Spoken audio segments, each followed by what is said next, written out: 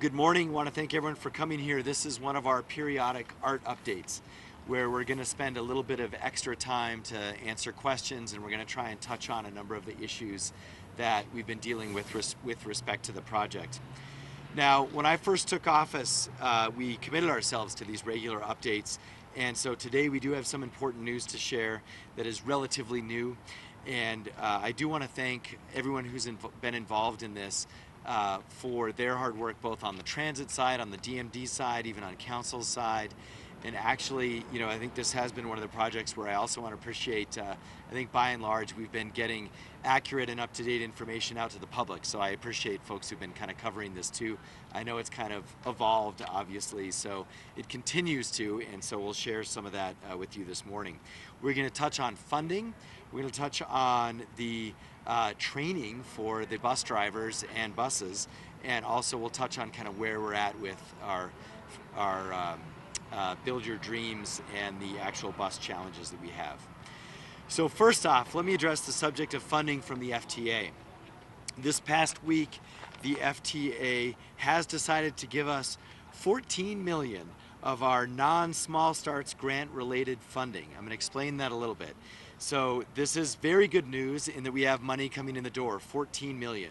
Now, the $75 million chunk that most people have been sort of tracking and following is still outstanding, but I do want to let you know that we're in constant communication almost with the FTA on this, in that we continue to meet all the criteria, and so all the issues that were raised historically in the audit and that our office has brought up are all sort of incorporated, and we still have a green light when it comes to all the criteria.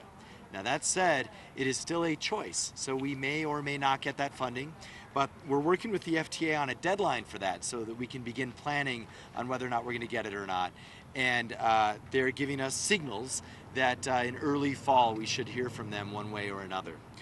And the new money that we got, the $14 million, this is money that was primarily for road work that was done up and down parts of Central.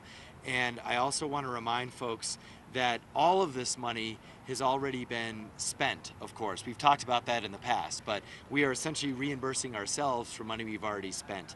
This $14 million will go to reimburse the city for expenditures that were previously paid to Bradbury Stam for their work as the primary contractor on the art path on Central. Now, this completes the award process for the $31 million in FTA grants that was partially awarded during the past administration. And this grant, of course, was tied to the art project, but was primarily for the design and road work and investment associated with the project. And again, it is separate from the $75 million in small starts. This grant, of course, though, is very helpful. No matter how you cut it, we are excited to get $14 million, so we're grateful for that, and it does make a substantial dent in the amount of money that we owe ourselves as a city to fully fund this project. Now, as I mentioned, we're still in regular contact with the FTA on the remaining funds going forward. The ball is in the FTA's court, and they will ultimately determine whether or not we will receive that small starts grant or not. Now, next up, we are going to hear from Bernie Toon, our transit director, who's going to give us an update on training. And one thing that I do want to share on this is that as we think about as a city how we're going to digest and adapt to this project as it slowly comes online, it is going to take years for our city to learn how to essentially drive with this project. But we're going to have to start. It's just a reality of the project, and we're going to have to start at the end of July. And so Bernie's going to walk us through what's happening there. Bernie? Thank you, Mayor. Hi, everybody. One of the key elements to starting service is to have our bus drivers get used to operating the electric buses in the Art Guideway. We're beginning driver training in the corridor on July 27th, a week from today. And this will include docking at the stations, among other driving exercises that our drivers will do.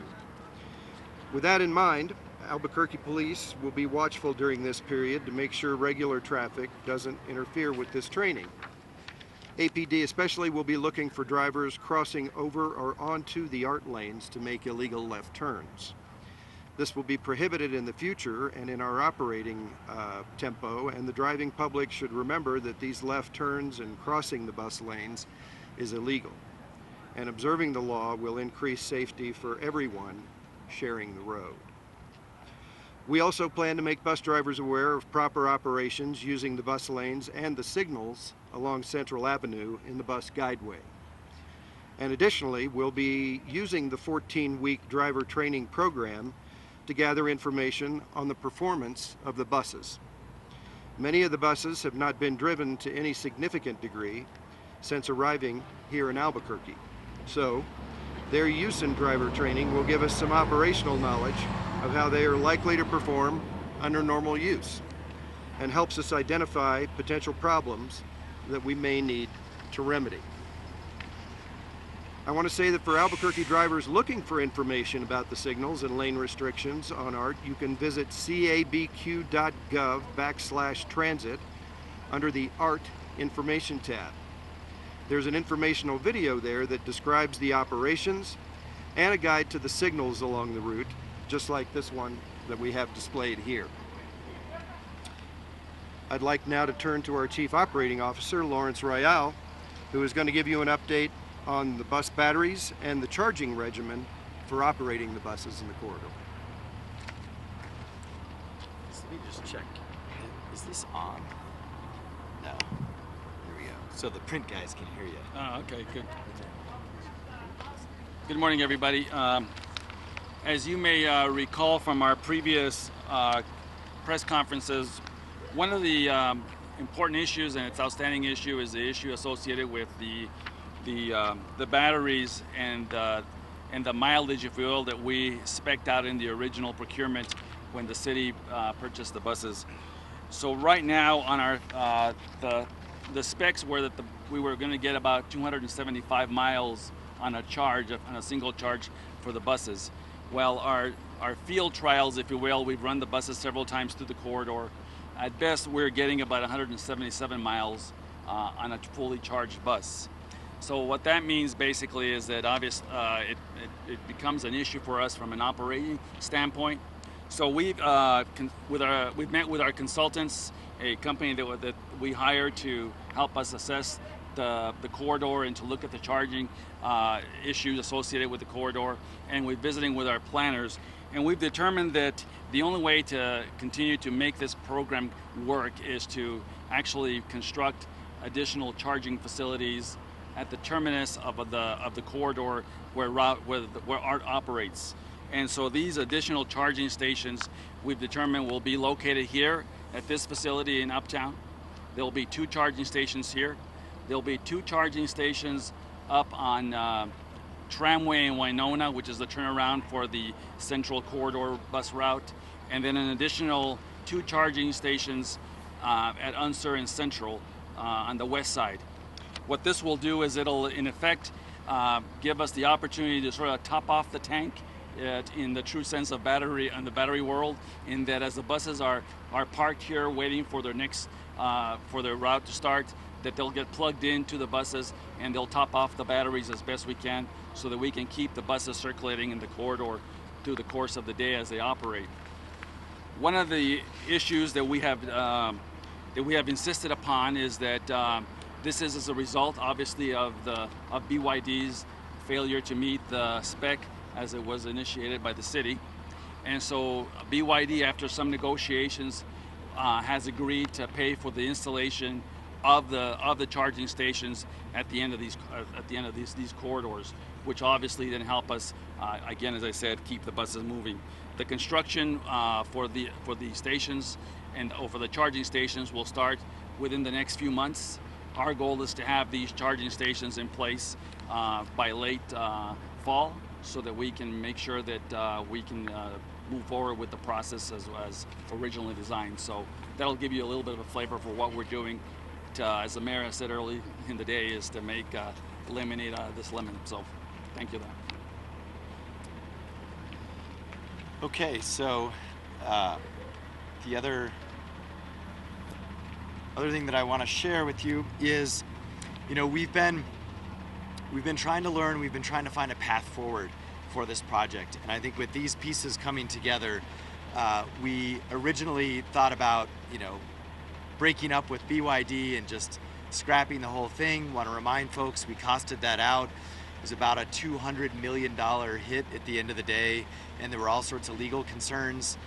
Then we really were interested in sort of a hybrid structure where we would bring in some buses that were ready to be used. The challenge with that is the lead time for buses that fit the specs is over a year anyway.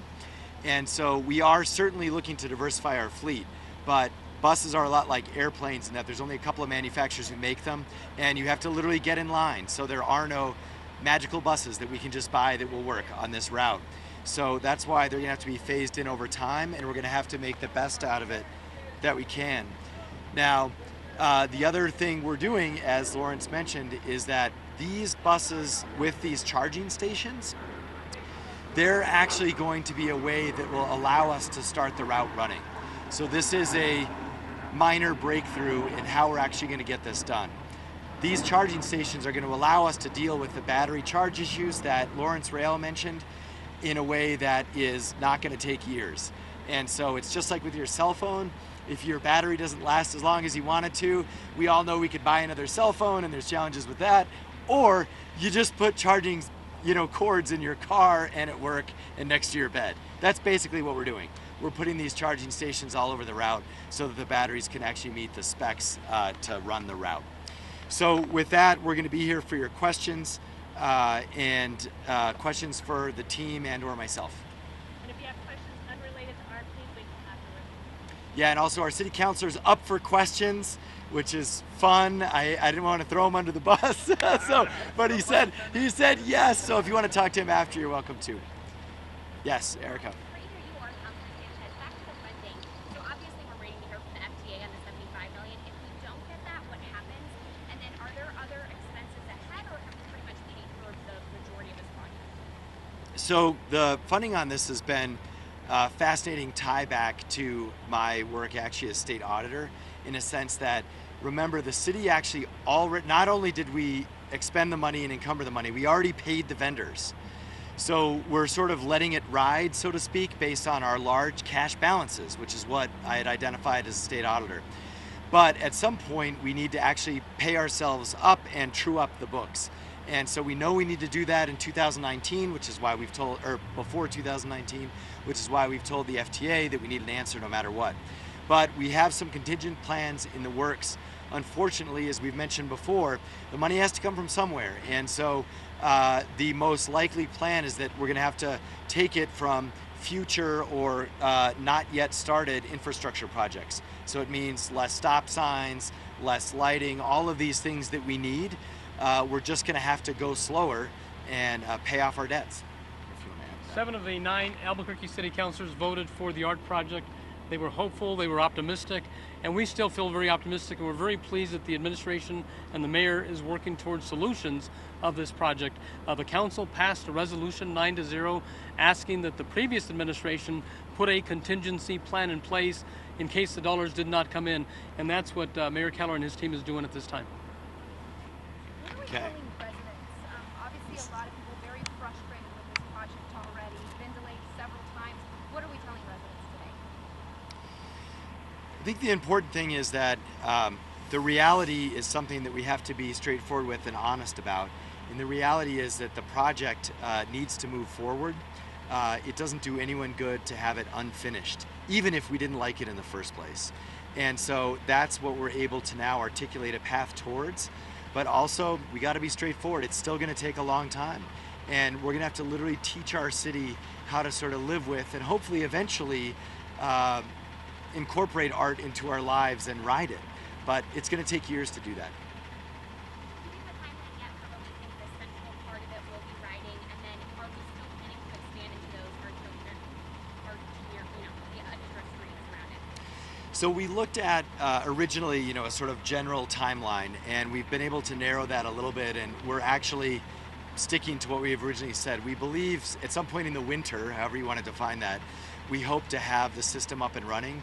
There's a decent chance we might be able to do a partial start earlier, depending on charging stations and how fast BYD can get their work done. And so that's kind of an optimistic side of things, but I know none of us wants to be doing the same press conference next July. And then those